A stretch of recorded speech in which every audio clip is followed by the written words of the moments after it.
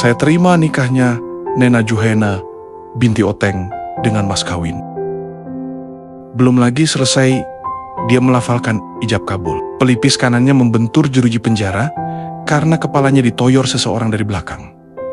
Dia tersenyum. Kedua tangannya masih erat menggenggam jeruji-jeruji sel. Matanya terpejam, sementara pikirannya pergi jauh melanglang buana meninggalkan ruangan itu. Syafri masih tersenyum, seperti tak memperdulikan apa yang dilakukan seseorang padanya. Hanya Hasmir satu-satunya orang di penjara itu yang berani menyentuh kepalanya. Hasmir, narapidana, 20 tahun pidana penjara. Vonis hakim. Dia bersalah karena membunuh seorang perwira polisi. Peristiwa sebenarnya, perwira polisi terbunuh dalam satu perkelahian 1 lawan 1 dengannya. Dalam perkelahian itu, Hasmir secara refleks melempar pot bunga yang berada di dekatnya ketika perwira polisi itu mengeluarkan pistol akan menembaknya. Pot bunga menghantam kepala perwira polisi. Perwira polisi tersungkur, darah mengucur deras dari keningnya. Istri Hasmir menjerit, "Kau ngelamunin dia lagi. Kalau kau ingin kawin, kawin saja. Gampang kok kalau mau kawin, walau kau dalam penjara. Jangankan kawin halal, kawin haram pun bisa dilakukan. Apapun bisa dilakukan di dalam penjara. Kalau ada uang, kau kawin sajalah. Aku urus semua pernikahanmu di sini. Uangku masih cukup untuk mengawinkanmu. Aku mulai resah melihatmu sering melamun. Aku takut kau sakit atau hilang ingatan." Di akhir kalimat Hasmir tertawa terkekeh. Syafri ikut tertawa lalu berkata, "Terima kasih atas tawaranmu, kawan. Aku melamun bukan karena ingin kawin. Aku memang senang berkhayal menikah dengan dia hanya agar mendapatkan kegembiraan di hatiku. Tadi aku hampir selesai mengucapkan ijab kabul, tapi buyar saat pelipisku membentur jeruji sialan ini.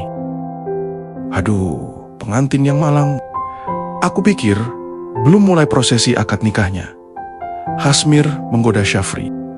Kedua orang yang bersahabat itu tertawa, terbahak bersama.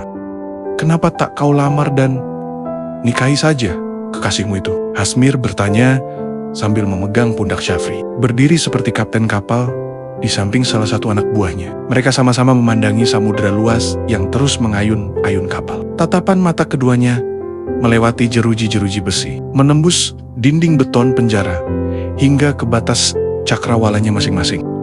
"Hasmir, kenapa kau sangat ingin aku segera menikahi dia?" Syafri seketika menghentikan kapal yang diayun-ayun ombak, mengembalikan mereka ke dalam sel. "Bukankah kau tahu betapa menderitanya seorang istri saat suaminya tak berada di sampingnya, apalagi dalam waktu yang sangat lama? Dan betapa menderitanya sang suami membayangkan istrinya kesepian dalam kesendirian. Aku yang berada dalam penjara tentu tidak bisa menjaga istriku dari tipu daya laki-laki yang mencoba mengambil cinta darinya. Aku tak ingin ada cinta yang terbagi, walau kata khilaf melekat di hati manusia. Jarak dan waktu adalah pisau tajam yang bisa membelah cinta yang tulus sejati. Badai seketika menggulung lautan, menghantam dan menenggelamkan kapal-kapal besar. Darah dalam tubuh Hasmir menggelegak, mendidih, mengalir perlahan dari kedua tangan yang mengepal keras karena kuku-kuku yang tertancap di telapak tangan itu. Beberapa saat kemudian, badai mereda. Perlahan, Hasmir mengendurkan kedua tangannya yang keras mengepal. Syafri terkejut melihat wajah Hasmir memerah, dengan bibir membiru, terkatup rapat dan darah yang menetes membasahi lantai penjara.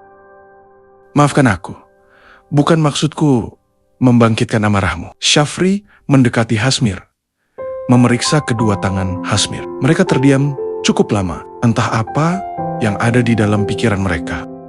Seperti ingin menghentikan sepi, Hasmir bermonolog. "Pada saat aku berkelahi dengan perwira polisi itu, hingga mengakibatkan dia mati, walau tidak secara sengaja kulakukan dan tidak kurencanakan, aku harus menghadapi fakta hukum adanya kematian karena perbuatanku. Sebenarnya, bisa saja aku tidak berkelahi dengan perwira polisi itu. Ku tinggalkan dia dan istriku di sana. Tapi aku sangat marah melihat perwira polisi itu berada di rumahku. Mungkin cintaku telah benar-benar direnggut oleh perwira polisi itu." Syafri berpaling melihat Hasmir. Setiap kali teringat peristiwa itu atau membicarakannya, Hasmir tidak bisa menahan amarahnya. Kali ini Hasmir mengatur nafas, mencoba mengendalikan amarahnya. Lalu Syafri berkata, "Hasmir, kau orang yang berintegritas dan punya harga diri. Kau masuk bui karena memegang teguh integritas dan kehormatanmu sebagai laki-laki dan suami. Mereka yang berintegritas selalu melakukan hal-hal yang benar ketika menghadapi tekanan, meskipun tidak ada yang mengawasi." Integritas, seperti yang kubaca tentang pengertiannya, adalah sikap atau sifat seseorang yang menunjukkan kejujuran, konsistensi, dan berpegang teguh pada prinsip moral serta etika dalam segala situasi. Orang yang berintegritas sangat menjunjung tinggi martabat, harga diri, dan kehormatan. Ketika kau berkelahi dengan perwira polisi itu, kau menjadi manusia yang berintegritas, mempertahankan martabat, harga diri, dan kehormatanmu. Tidak demikian denganku. Sangat berbeda. Tapi walaupun sangat berbeda, kita sama-sama berada dalam penjara karena fakta hukum. Lalu mereka tertawa terbahak. Kau seharusnya tidak berada dalam penjara ini. Kau harus benar-benar melawan. Kau harus mengajukan peninjauan kembali atas perkaramu. Kau tidak benar-benar bersalah. Hasmir berkata sambil membersihkan darah di tangannya dan lantai penjara. Tak ada yang harus kulawan saat ini. Setelah eksepsi dan pledoiku ditolak, dan majelis hakim yang mulia mengabaikan permohonan keringanan hukumanku, apalagi yang kuharapkan? Mereka menjatuhkan vonis tanpa mempertimbangkan permohonanku. Waktu yang mereka berikan padaku untuk menyampaikan permohonan keringanan hukuman tidak lebih dari lamanya waktu buang air kecil di toilet umum. Aku pun kecewa.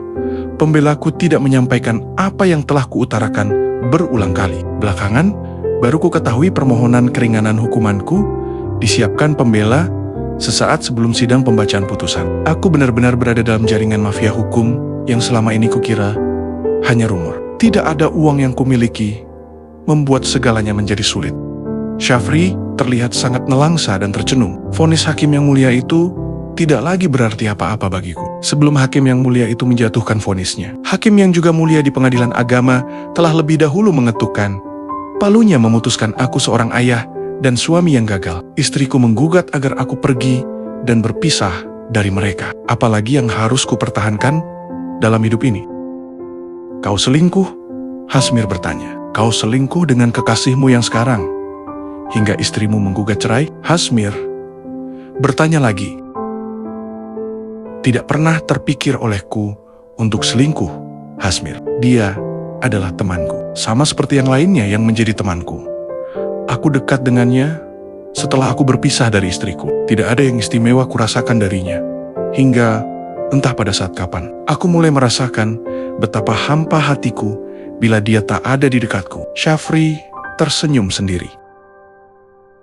Kau diam-diam telah jatuh cinta padanya. Kata-kata Hasmir menghentikan senyuman Syafri, mengubahnya menjadi tawa yang keras. Memang, tanpa kusadari perlahan aku mencintai dia, menyukai semua yang dia lakukan, menyukai semua gerak-gerik tubuhnya dan kata-katanya, menyukai senyumnya yang legit dan tawanya yang renyah. Mungkin dia sebenarnya yang dikirim Tuhan untuk bersamaku, perempuan yang tak pernah kubayangkan sebelumnya. Kau benar-benar telah jatuh cinta padanya. Hasmir menyela dan memvonis Syafri. Aku telah mengatakan semua itu padanya, tapi aku belum punya nyali untuk membangun kembali bahtera dan berlayar mengarungi samudera cinta bersamanya. Hasmir masih terdiam, menunggu Syafri melanjutkan kata-katanya. Entah berapa lama aku bisa bertahan. Hari-hari yang kulalui hanyalah hari-hari yang berganti siang dengan malam, dan tak kupedulikan lagi entah berapa lamanya. Jeruji besi yang mengurungku saat ini adalah tempatku bersembunyi. Ingin rasanya tak kulihat lagi mentari jingga terbit esok pagi. Tak ada lagi asa yang bisa kugenggam. Masa laluku yang diterjang badai dan gelombang menyadarkanku betapa tidak berarti hidup yang kujalani. Syafri jeda sejenak, lalu tersenyum seraya berkata pelan, "Akan kuakhiri semuanya untuk dia." Dia yang berkebaya putih dengan ronce melati di rambutnya adalah cinta yang kini kugenggam. Bayangan hitam masa lalu tak lagi bisa mengejarku. Semoga waktu masih berpihak kepadaku. Sepi menyergap ruangan. Hening, sayup terdengar suara degung ditabuh, dan pupuh pengantin dilantunkan sinden mengiringi suara lantang mempelai pria. Saya terima nikahnya. Nena Juhena binti Oteng dengan mas kawin, sebuah bahtera cinta untuk mengarungi samudera dibayar tunai.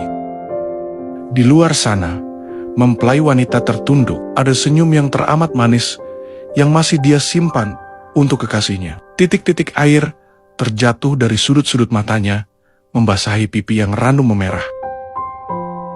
Kang, 1000 tahun pun aku masih bisa menunggumu. Bahtera cinta yang sedang kita tambatkan masih ku genggam erat talinya. Kita kan berlayar setelah samudera selesai diterjang badai dan gelombang, katamu.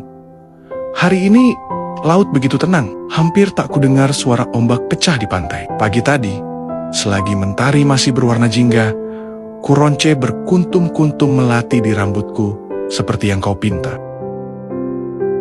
Beronce-ronce melati disusunnya rapih, menyelimuti tanah yang merah. Lirih dia berucap, Kang, bisakah samudera kuarungi sendirian dengan bahtera cinta yang masih kugenggam erat talinya? Air mata membasahi kebaya putihnya, membasahi tanah. Wangi melati memenuhi ruangan penjara, mengurai bau apak tikar dan dinding penjara yang lembab.